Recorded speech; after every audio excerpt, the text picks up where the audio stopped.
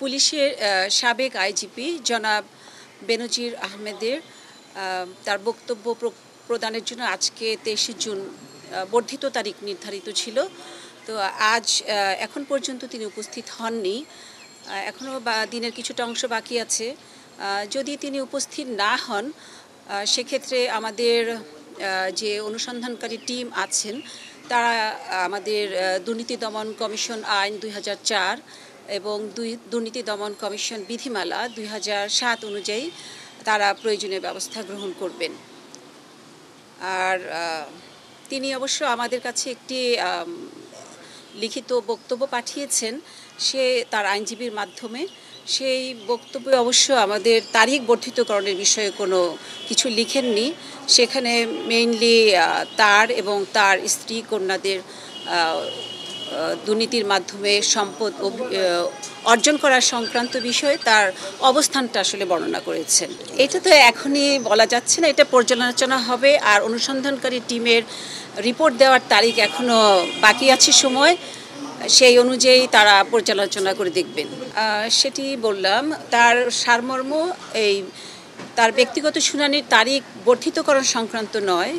বিষয়টি হচ্ছে তার বিরুদ্ধে দুর্নীতির মাধ্যমে যে অবৈধ সম্পদ অর্জনের অভিযোগটি আনা হয়েছে সে বিষয়ে তার এবং তার পরিবারের সদস্য, বিশেষ করে তার স্ত্রী এবং কন্যাদের অভিযোগ যে আনা হয়েছে তাদের বিরুদ্ধে, সেই বিষয়ে তার অবস্থান তিনি বর্ণনা করেছেন।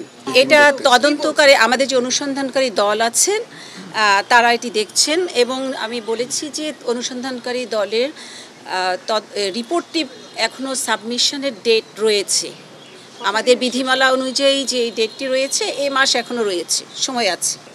আসলে চিঠিটা যেটা দেয়া হয় এটা আপনারা জানেন, মাননীয় চেয়ারম্যান মহোদয় বরাবর চিঠিটা দেওয়া হয় এবং মাননীয় কমিশনার বরাবর, এটি সচিব মহোদয়কে দেওয়া হয় না।